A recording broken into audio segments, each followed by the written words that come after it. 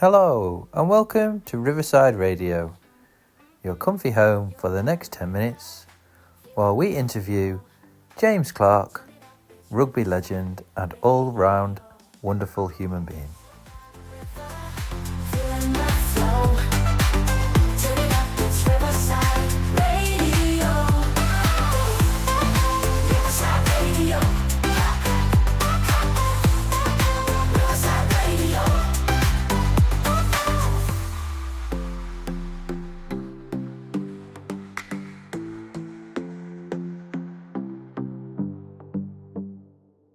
James, now at the helm at Goole Vikings, the newest professional rugby league team in the country and the first professional team to come out of East Yorkshire, is here today to answer 6 questions carefully prepared by the young people at Riverside School. So, welcome James to Riverside Radio. Thanks for joining us. So we've got 6 questions. I'm joined by Caden and Gemma. Caden's going to ask the first 3 questions, then Gemma's going to do 2 more, and then I'm going to pick up the Riverside Random at the end. So, are you ready? I am, thank you. How old were you when you started playing rugby? Good question. At school, actually. So I'd have been, I wasn't a big rugby player, so I played at school. I had a relatively good PE teacher at the time. So I'd have been about 10 or 12, but I was a soccer player. So I used to play actually for Goole. I played for Goole very briefly. And I was an okay soccer player. Okay. How does it feel to win? What do you like most about winning? How do you deal with losses? That's a very good question. Well, winning is why we do what we do. That's the motivation behind our job. We're very fortunate to work in this world where we're part of a bigger team that's trying to achieve things together.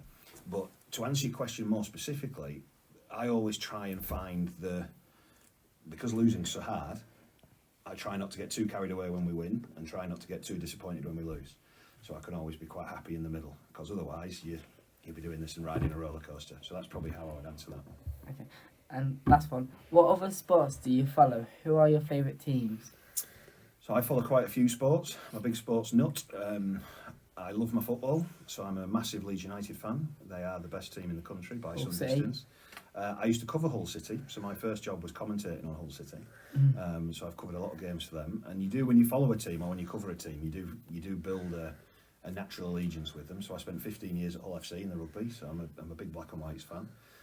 Obviously now I'm a Gooley, so you follow the team you're with.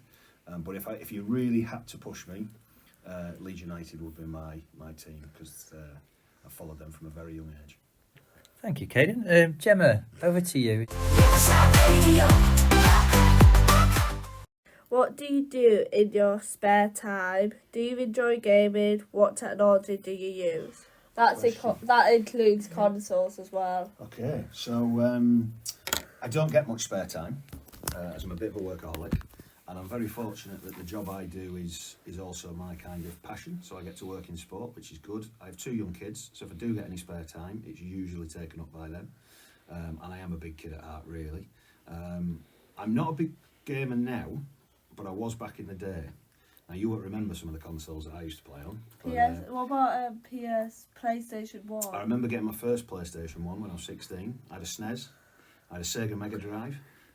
These are all before your time. We used to have proper games where so FIFA, that you'll be used to playing FIFA. Yeah. I had FIFA 96, which was the greatest game of all time, and you could play indoor masters football, but it was 2D, so you were looking top down, and you could only turn left, right, or run forward. You don't know how lucky you are now. But every year from 98 to 2012, I took a day off work every year to get the new FIFA, and we would always play it on the day it came. New FIFA comes out like every year. Every September. Exactly. Yeah. I'm too old for it now. Are you old enough to remember Horace Goes Skiing? The ultimate classic from early gaming days. I think my 2 favourite games had a motorbike game, which was, again, 2D, so you could only go forward and up and down, the background moved. GoldenEye on the Nintendo 64 was epic. I mean, that was a proper game. You don't know how lucky you are now with all the games you've got. I do have a PS5. I got it for myself for Christmas, and I've played on it twice. I've got a PS5, but my controls have a jitter bug on, so I can't really like play it because they just turn left and it just annoys me. But I do play on my PS5. Well, let me put it back on you then. What's your favourite game? What should I go play? Sad question. I do have a lot of favourite games. Like my most favourite would be Phasmophobia because used to play with my dad and Chiffon, and it's like where you get to be a investigator and you have to go to haunted houses, but you can also like do setting stuff, so you can make it like easy, normal, or hard, and you can do the ghost speed as well. You can get like ghost hunts as well, so the ghost will chase you around the house, and if the ghost catches you, you die and then turn into a ghost. Well, it is a great game. It is scary. I got jump scared millions of times at night time, so yeah. And got 2 more questions as well. If you could eat one food for the rest of your life, what would it be and why? Well, that's too hard a question. I couldn't pick one food. If I was to pick one cuisine, I would pick Italian.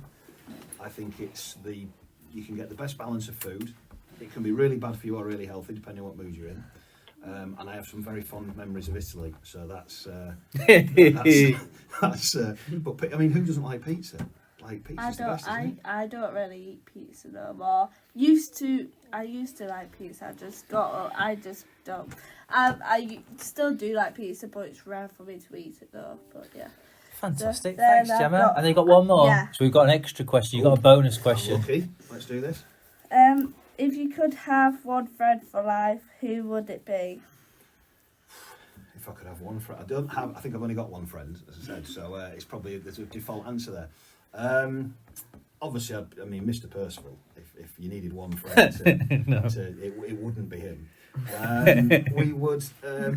I have a friend who Mr. Percival knows actually, who probably is my one friend through life. So I'm very fortunate that a lad I went to school with, and I think friends come and go in life.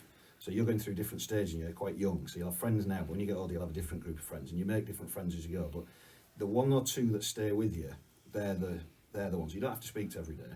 Unfortunately, someone I know that Mr. Percival knows is probably my best friend, I guess, as you guys would call it. And he actually works for Nando's now, so that makes him an even better friend. Oh, not bad. I like Nando's.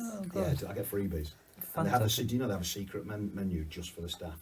So next time you go to Nando's, ask for the secret menu. Can I go to Nando's We now? could do a trip, yeah. Yeah. Fantastic, thank you, James. So we're on to the Riverside random question. So anything could happen here, and it probably will. But the kids have deliberated over the course of last week, and we've come up with a question. So are you strapped in and buckled up? Yep, go on. Okay, so why do you think cookies are called cookies and bacon is called bacon when you cook bacon and you bake cookies? Say that again. Really? Yeah. Why do you think cookies are called cookies and bacon is called bacon when you cook bacon and bake cookies? Well, it's just a quirk of the English language, isn't it? I suppose you've got... how do you answer that?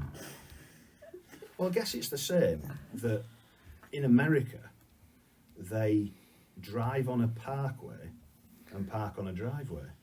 Wow. So it's the same sort of thing, isn't it? Or if you're a vegetarian, here's one for you. So if you're a vegetarian, you eat vegetables. So if you're a humanitarian, what do you eat? These are some of the big, deep problems we need to solve. What's a humanity? Oh, well, we could do a whole load of work on that. I don't. Is that a thing? Yeah. Well, we'll have to see. Right. Thank you, James, for joining us. Put it back on you, hasn't it? Yeah, that's a fantastic answer. Thank you for joining us and You're very being the welcome. first person on Riverside Radio. We look forward to it and wish you all the best with your forthcoming season and all the success in the world for your project at Goole. Thank you. Thanks for your questions. You two going to come watch a game? What game? Come down and watch the rugby on me. Get you some tickets. Come see what it's all about. Yeah, I've been once.